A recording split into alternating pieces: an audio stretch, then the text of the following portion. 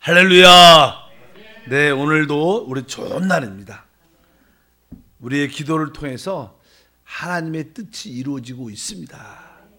그것이 금방은 보이지 않아도 결국 우리의 기도가 쌓이고 쌓이면 하나님의 영광을 보게 될 것이다. 자, 오늘 이제 우리 갈라디아서 우리 말씀을 지난 시간에 끝을 냈습니다. 그래서 우리 막간을 이용해서 한번 성경의 전체적인 가장 중요한 흐름에 대한 내용을 한번 간단하게 창세기부터 계시록까지 중요한 것이 실제로 무엇인가를 한번 나누는 그런 시간을 한번 갖겠습니다. 보통 식물들은, 나무도 마찬가지예요. 나무들은 다 이렇게 자기의 어떤 열매를 갖습니다. 열매를 보면 열매 안에 어떤 껍질이 있고 또 나름대로 거기에 어떠한 이 속살 같은 것이 있고 거기에 씨가 있습니다. 보통 어떤 식물이나 나무 같은 모든 전체적인 것에 보면 거기에 껍질이 있고 속살 같은 것이 있고 결국 거기에 씨앗이 있는데, 거기서 가장 이 열매의 핵심적인 내용이 무엇인가? 그것은 하나의 어떤 씨앗입니다. 씨앗. 그 씨앗 안에는 사실 생명이라는, 그 나무의 식물의 생명이라는 것이 사실 들어 있습니다. 그래서 거기에 열매의 가장 중요한 것은 생명이죠. 마찬가지로 이 성경 전체에도 이 껍질 같은 것도 있고 속살도 있고, 그런데 거기 가장 중요한 씨앗이 있어야 되는데 그 씨앗의 핵심은 생명이다. 그래서 보통 우리 성경은 여러 가지를 말하고 있습니다. 예를 들어서 이 성경 같은 경우에는 뭐 이스라엘의 어떤 역사, 인류의 역사, 이런 어떤 역사적인 그런 부분도 기록이 되어 있고, 또 거기는 또 어떠한 교리적인, 하나님을 섬기는 데 있어 어떤 교리적인 종교적인 가르침 같은 요소도 이 성경 안에는 많이 포함되어 있고, 또 이 사람들과의 사이에서 우리 사람들끼리 어떻게 사는가, 윤리와 또 도덕, 뭐 이렇게 부모님을 공경하고, 예를 들어서 뭐 남편에게 복종하고 아내를 사랑하고, 어떤 기본적인 어떠한 도덕과 윤리도 포함되어 있지만 그것이 핵심이라고 말할 수는 있지 않다. 성경의 가장 중요한 핵심이 무엇인가? 그것을 아는 게 사실 성경을 깨닫는 겁니다.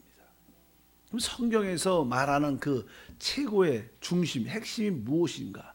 그것은 사실 하나님의 뜻을 그 성경에 우리에게 계시하신 줄 믿습니다. 그래서 성경 같은 경우에 보면, 나는 에베소 같은 경우에 보면 이렇게 한번 에베소 한번 찾아볼까요? 제가 다음부터는 이게 스크린에다 이렇게 해와야 되는데, 에베소 1장 9절에 보면 이런 말씀이 기록되어 있습니다. 그 뜻의 비밀을 우리에게 알리신 것이요 그의 기뻐하심을 따라 그리스도 안에서 때가 찬 경륜을 위하여 예정한 것이니. 여기 보면 그의 뜻의 비밀, 그러니까 뭐 그 뜻의 비밀이라는 것은 하나님의 뜻이죠. 그분이 하나님이니까 하나님의 뜻의 비밀, 이렇게 그랬어요. 사실 하나님의 뜻이 있는데, 하나님의 뜻, 목적도 의미가 포함되어 있죠. 하나님의 뜻이 있는데 그 뜻은 비밀이라는 거예요. 비밀스럽다는 거예요.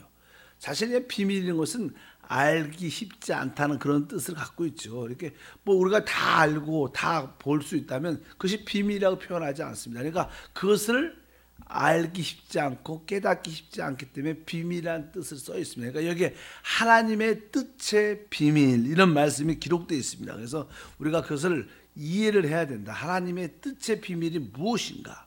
그래서 이 하나님의 뜻은 보통 일반적으로 우리는 이제 하나님의 형상을 가진 하나님의 아들들로 창조되죠. 우리들은 그런 뜻을 하나님 이해할 수 없고, 소위 말하는 우리가 이 천사들조차도 어떻게 보면 하나님의 뜻에 알 수 있지 않습니다. 왜? 그건 비밀스럽게, 뭐 천사들은 성경에 보면 종이죠. 우리의 종. 뭐지, 종들에게 어떤 아버지가 자기 아들에게 아버지의 뜻을 이렇게 보여줄 수 있죠. 보여주죠, 나중에는. 그러나 뭐 종들에게는 그 아버지의 뜻을 설명하지 않습니다. 일만 시키지. 예를 들어서 그런 거니까 천사들도 하나님의 뜻을 알지 못합니다. 성경에서 하나님의 뜻의 비밀이 무엇인가를 알아야 됩니다. 그래서 기도할 때마다 하나님, 우리에게 하나님의 뜻의 비밀을 알 수 있도록 지혜와 계시형을 허락해 주옵소서. 그래서 하나님의 뜻의 비밀을 알려면 우리에게 하나님은 영이시기 때문에 우리에게 지혜와 계시형이 필요함을 분명히 알아서 하나님 기도할 때 나에게 하나님의 뜻의 비밀을 알 수 있도록 지혜와 계시형을 허락해 주시옵소서. 그런 기도가 우리에게 확실하게 필요하다. 많은 성도들이 구원을 받았지만 하나님의 뜻의 비밀을 알기 쉽지 않죠. 그것은 아마 지혜와 계시형의 부족 때문일 것이다. 또 17절에 그렇게 기록되어 있습니다. 에베소서 1장 17절에 보면 우리 주 예수 그리스도의 하나님 영광의 아버지께서 지혜와 계시형을 너에게 주사 하나님을 알게 하시고, 그러니까 우리가 하나님을 안다는 것은 하나님의 뜻을 아는 것이고, 그 뜻은 비밀스럽지만 그 비밀스러운 것을 알기 위해서 우리에게 지혜와 계시형이 필요하다. 그래서 우리가 너무 지적으로 생각이 많은 사람들도 하나님의 뜻의 비밀을 알기 쉽지 않습니다. 그것은 하나님의 뜻은 영에 속한 것이다. 그래서 기도할 때마다 하나님 나에게 지혜와 계시형을 허락하사 하나님의 뜻의 비밀을 볼 수 있도록 은혜를 주시옵소서. 먼저 우리 한세교회는 제가 여러분에게 그런 하나님의 뜻이 무엇인가를 말씀을 많이 드렸습니다. 그런데 하나님의 뜻의 비밀은 에베소서 같은 경우에 자세히 기록되어 있어요. 3장 같은 경우에 보면 찾아서 넘겨보세요. 3장 9절에서 11절에 보면 거기에 하나님의 어떠한 뜻의 비밀을 알기 위해서 나오기 시작하는데 9절 읽어보니까 영원부터 만물을 창조하신 하나님 속에 감춰졌던 비밀의 경륜이 어떠한 것을 드러내게 하려 하심이라. 이는 이제 교회로 말미암아 하늘에 있는 통치자들과 권세들에게 하나님의 각종 지혜를 알게 하려 하심이니 곧 영원 전부터 우리 주 그리스도 예수 안에 예정하신 뜻대로 하신 것이다. 그러니까 이제 하나님의 그 뜻의 비밀을 알기 위해서는 보니까 영원부터 만물을 창조하신 하나님 속에 감춰졌던 비밀의 경륜이 어떠한 것. 원래 보통 경륜이란 것은 하나님의 어떠한 계획, 목적이란 그런 뜻입니다. 하나님의 어떤 계획과 목적을 이루는 방법을 보통 경륜이란 표현하는데, 그러니까 비밀의 경륜. 그러니까 하나님의 뜻은 비밀인데 그 비밀의 경륜을 우리에게 알게 하게 하는데 그것이 그냥 교회를 통해서 이루어진다. 여기가 비밀의 경륜. 여기 비밀이라는 단어가 또 나왔습니다. 비밀. 근데 그 비밀이 무엇이냐? 비밀이 자꾸만 우리 성경에는 하나님의 뜻의 비밀이라는 단어를 쓰는데 그 비밀은 에베소의 뒤에 나오죠. 5장 32절에 보면 32절에 이렇게 표현합니다. 이 비밀이 크도다. 나는 그리스도와 교회에 대하여 말한다. 그러니까 하나님의 뜻의 비밀, 그 비밀이 무엇인가? 이 비밀의 경륜, 그 비밀의 경륜이 무엇인가? 그러면서 그 비밀은 결국 에베소에서 우리에게 계시할 때 바로 그리스도와 교회에 대해서 말한다. 그러니까 이 성경에서 전체적인 창세기부터 계시록까지 최고의 핵심, 요점이 무엇이냐? 그것은 다른 것이 아니라 그리스도와 그의 몸인 교회다. 우리가 이것을 성경을 읽을 때 이것을 만져야 된다는 거예요.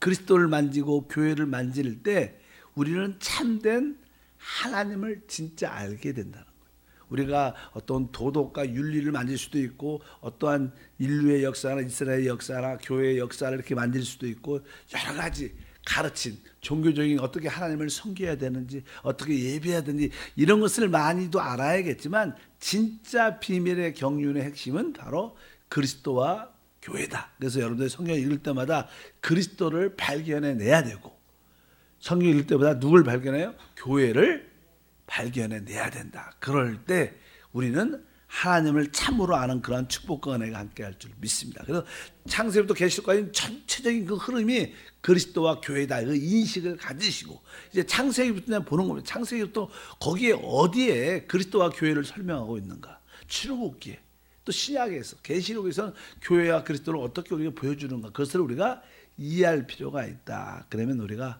이 말씀을 통해서 생명의 놀라운 역사를 갖게 될 줄 믿습니다.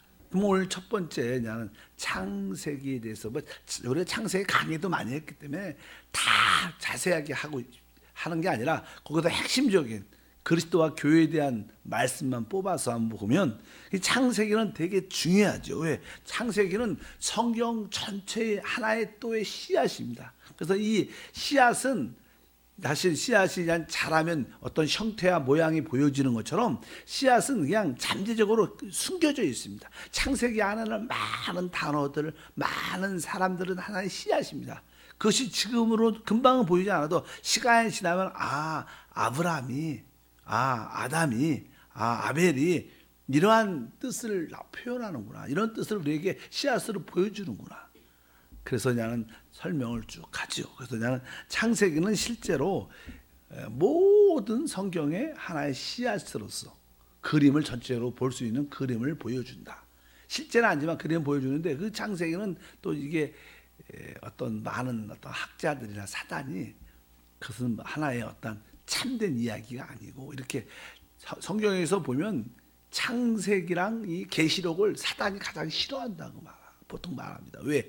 이 창세기하고 계시록은 사단의 자기의 어떠한 존재를 이렇게 밝혀내고 사단의 어떠한 종말, 심판에 대한 말씀이 예언되어 있어요. 그러니까 자기에 대한 것이 확 드러나 있고 자기가 어떻게 멸망할 것을 기록하기 때문에 어찌하든 사람들로 하여금 그 창세기와 계시록을 믿지 못하게 이렇게 역사하는 요소가 많다. 그래서 이 창세기는 사단이 싫어하는데 특별히 자기 자신에서 어떤 결말을 기록하고 있는데 예를 들어서 창세기 3장 14절과 15절에 보면 이제 이 처음에는 뱀으로 다가오죠. 그래서 그 뱀을 하나님이 심판하고 저주하는 내용들이 쭉 기록되어 있고 이제 여자의 후손이 와서 그 뱀의 머리를 깨뜨릴 것이다. 이렇게 그 뱀에 대한 심판을 미리 예언해 놓죠. 그래서 우리가 14절 보니까 야훼 하나님이 뱀에게 이르시되 내가 이렇게 하였으니 내가 모든 가축과 들의 모든 짐승보다 더욱 저주를 받아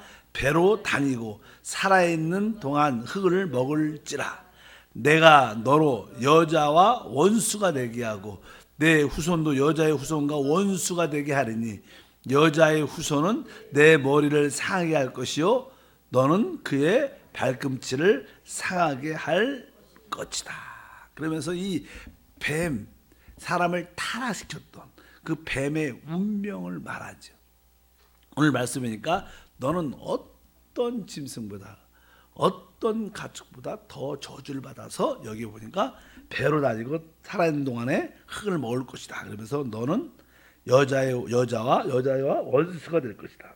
내 후손도 여자의 후손과 원수가 여자의 후손은 내 머리를 상해. 그래서 성경에 보면 여자의 후손이 누구냐? 바로 우리 예수 그리스도이신 줄 믿습니다. 그래서 예수 그리스도는 사실 뱀의 머리를 깨뜨리시는 분이다. 그래서 우리가 종종 그런 표현하죠. 이렇게 우리 한세교회는 하나님을 표현하고 십자가에서 머리가 깨어진 사단을 철회합니다. 그러니까 성경에서 중요한 내용 중에 하나는 하나님의 형상을 회복하는 것이고 그 하나님의 형상을 회복하는 하나님의 가정에 사단을 깨뜨리고 멸하는 것이 성경의 주된 내용 중에 하나입니다. 그래서 성경은 영적 존재에 대한 이야기를 많이 합니다. 그래서 우리가 이 마귀와 악한 영과 귀신에 대한 인식이 어느 정도는 있어야 돼요. 그래야지 여러분들이 살아있는 신앙을 갖습니다. 이 시대에 무슨 귀신 마귀. 종종 우리 어떤 분이 재밌는 이야기를 하시더라고요. 우리 담임 목사는 어느 때 보면 이렇게 우아하게 설교를 하시다가 귀신 얘기를 자주 하신다고. 그래서 여러분 실제로 이 마귀와 귀신 얘기를 하는 것이 가장 올바른 신앙의 가르침인 거 알아요. 그런 걸 무시하면 안 됩니다. 성경 계속 그것을 계시해요. 그리고 여자의 후손이 와서 뱀의 머리를 깨뜨릴 것이다. 그렇게 그의 운명을 말해놨기 때문에 자기 운명이 영원한 멸망이니까 그것을 남들에게 믿고 싶어 하지 않겠습니다. 결국 성경 계시록은 뭐예요? 그의 운명이 집행이 되죠. 계시록 20장에 보면 20장 오늘은 시간 많지 않아요. 20장에 보면요. 그 뱀의 운명, 사단의 운명이 확실하게 기록되어 있어요. 20장 2절과 3절을 보면 이렇게 써 있습니다.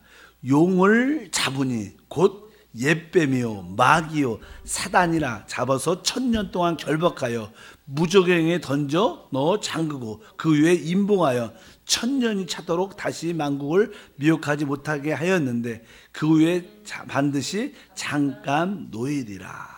그래서 결국 주님이 다시 재림할 때 제일 먼저 하는 일이 뭐냐? 바로 이 사단을 잡아 결박해서 이 무저갱에 그를 가두는 것이다. 이렇게 말씀하고 이제 근데 뒤에 보면 이제는 이 땅에서 이제는 이 천년의 왕국이 지나면 잠깐 보면 성경에 보면 천년왕국이 잠깐 뭐라고했어요? 놓여 날 것이다. 그러면서 10절에 보면 나는 영원한 결정이 기록돼. 10절 또 그들을 미혹하는 마귀가 불과 유황의 모체에 던져지니 거기는 그 짐승과 거짓 선지자도 있어 세세토록 밤낮 괴로움을 받을 것이다. 그러니까 마귀도 이제 여기 보니까 영원토록 불과 유황이 타는 못에 지옥불에 던져져서 거기서 영원히 다시는 나오지 못하는 활동하지 못하는 영원한 심판을 기록하고 있습니다. 그래서 이 창세기는 사단이 잘 못 믿게 하는 사람들로 하여금 그런 계시록과 함께 그런 말씀입니다. 그럼 창세기에서 가장 중요한 내용이 가장 기본적인 내용이 무엇인가? 아까 말씀드렸습니다. 성경의 핵심은 그리스도다. 그럼 그리스도를 어떻게 창세기에 나오는가? 우리 창세기 우리가 1장부터 이제 보게 되면 뭐 그렇게 그냥 그리스도라는 단어가 핵심적으로 나오지 않지만 거기에 그리스도라는 단어를 우리에게 설명해 주는 이야기가 있습니다. 하나님이 사람을 창조하십니다. 하나님이 사람을 창조할 때 어떻게 창조하시는가? 바로 하나님께서 우리가 우리의 형상과 모양도 우리의 형상대로 사람을 만든다는 말씀이 계속 반복적으로 기록되어 있어요. 그래서 창세기냐는 1장 26절가 가장 기본적인 제가 읽어드릴게요. 하나님이 이르시되 우리의 형상을 따라 여기 우리라고 표현 우리의 형상 그러니까 우리 하나님은 한 분이시지만 그분은 삼위의 이 삼위일체 하나님이시라는 것을 알고 우리가 보통 성부와 성자와 성령 하나님 이렇게 말합니다. 그래서 말하는데 우리 주님께서 말씀하실 때 우리의 형상을 따라 그러니까 신격의 회의가 있었다는 거예요. 혼자 하신 게 아니라 아마 이 삼위일체 하나님이 한 마음으로 우리의 형상대로 우리가 우리의 모양대로 우리가 사람을 만들자. 27절에 봐도 하나님이 자기 형상 곧 하나님의 형상대로 사람을 창조하셨다. 그러니까 여기에 하나님의 형상대로 만들었다. 그래서 형상이라는 것이 중요합니다. 하나님의 형상. 하나님도 하나님의 형상 모양이 있다는 모양이. 그래서 하나님의 형상이 무엇이냐? 성경에 보면 하나님의 형상은 그리스도다 이렇게 성경은 이렇게 말을 해요. 그래서 공부할 때 보면 우리 예를 들어서 골로새서 1장 15절에 읽어드리면 그는 보이지 아니하는 하나님의 형상이요 모든 피조물보다 먼저 나신 자니까 바로 그리스도가 보이지 않는 하나님의 형상 그러니까 사람이 하나님의 형상대로 만들어졌다는 것은 하나님의 형상이신 누구? 그리스도를 따라 만들어졌다는 거예요.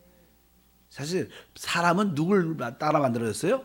하나님의 형상이신 그리스도를 만들어서 사람이 하나님의 형상대로 이렇게 만들어진 것은 바로 그 그리스도를 우리 안에 영접할 수 있도록 우리 안에 받아들일 수 있도록 그리스도로 사람이 만들어졌다는 거예요.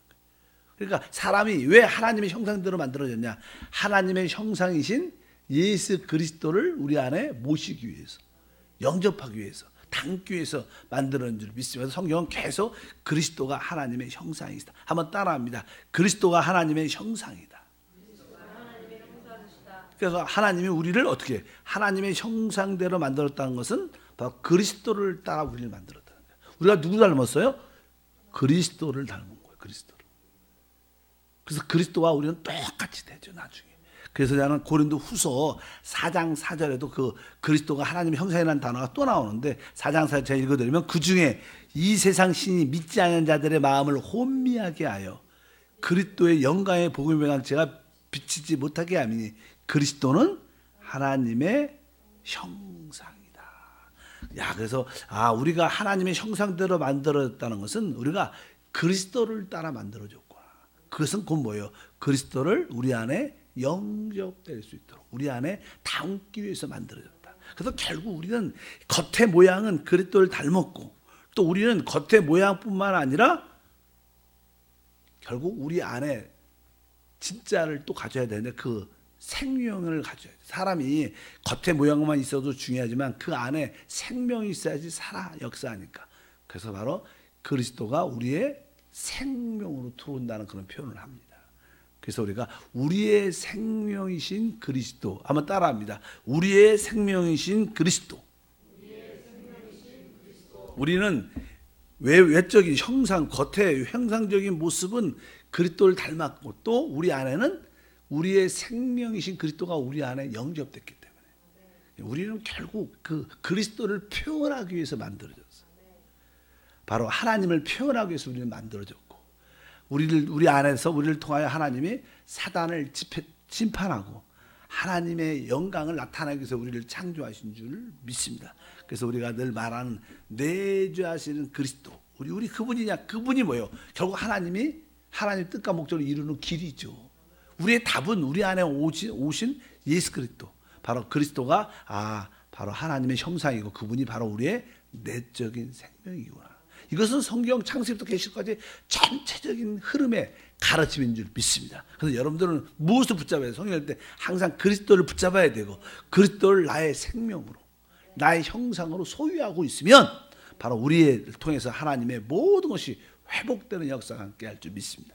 다른 거에 관심 갖지 말고 내가 하나님의 형상인 그리스도를 따라 만들어졌고 그분을 바로 나의 내적 생명으로 소유하기 위해서 내가 만들어졌구나. 사람은 그것을 소유하고 가질 때만이 참된 모든 것의 시작을 갖게 되는 거예요. 우리는 그것을 다 잃어버렸죠. 타락해서. 근데 하나님 그리스도가 그것을 십자가에서 우리를 그 피로 구속하신 다음에 그 일을 다시 한번 역사하신 줄 믿습니다. 그래서 우리가 그 생명이라는 단어도 중요하다. 그래서 우리가 창세기 2장에 보면 하나님이 에덴 동산을 창설하신 다음에 그 동산 중앙에 생명나무가 있었다 하면서 그 생명이라는 단어를 성경에 기록해놨어요. 창세기 2장의 생명. 그 생명이 무엇이냐? 바로 그리스도가 생명이라. 예수님은 맨날 본인이 내가 곧 길이요 진리요 생명이 있다. 아들 있는 자에게는 생명이 있고 계속 그런 이야기를 합니다. 왜? 그리스도만이 진짜 나의 내적인 생명이기 때문에. 성경은 그렇게 말씀합니다. 성경에서 첫 번째 주제는 바로 하나님의 형상이신 그리스도를 말합니다. 그리스도는 바로 하나님의 형상이고 우리는 그의 형상대로 만들어졌다. 이것이 바로 첫 번째 이야기고 두 번째는 바로 그분이 우리의 내적 생명이시라는 거예요. 그래서 오늘 말씀인 것처럼 우리 읽어보면 골로새서 3장 4절에 우리의 생명이신 그리스도께서 우리의 생명이신. 그래서 여러분들이 생명이라는 의미를 분명히 알아야 됩니다. 내 생명을 따라 사는 것이 아니라 우리의 생명이신 그리스도를 사는 게 우리의 모든 신앙의 가장 기본적인 원칙인 줄 믿습니다. 그리고 아까 한 가지 더 하면 그분은 뱀을 어떻게 해요? 심판하시는 그리스도다. 그래서 창세기에 가장 처음에 시작되는 이야기는 그겁니다. 바로 하나님의 형상이신 그리스도, 우리의 내적 생명이신 그리스도, 그분이 뭐래요? 뱀을 심판하시는 그리스도. 이것을 성경은 우리에게 처음에 보여준다는 거예요. 이것을 우리가 깨달을 때 성경을 드디어 이해하게 되고 진짜 핵심을 만지게 되고 그러면 우리가 다른 격가지로 나가지 않고 중심 안에서 올바른 신앙생활을 하게 될 줄 믿습니다. 우리 그리스도가 누구신가? 하나님의 형상이시고 그리스도가 누구신가? 나의 내적 생명이시고 그리스도가 누구신가? 바로 뱀을 사단을 심판하시는 분이시다. 이것이 가장 창세기에 우리에게 씨앗으로 보여주는 말씀이신 줄 믿습니다.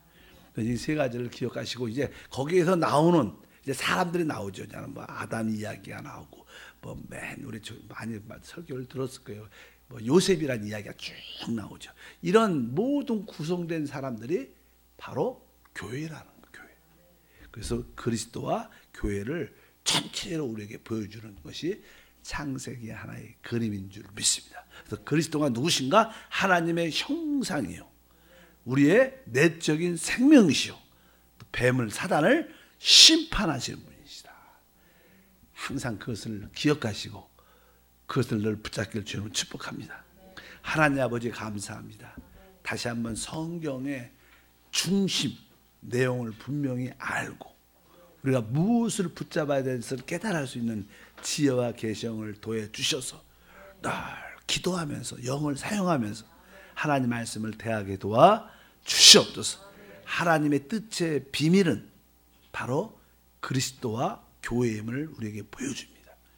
우리가 말씀을 대할 때마다 살아있는 그리스도를 또 하나님의 표현이신 교회를 늘 보게 도와주시옵소서.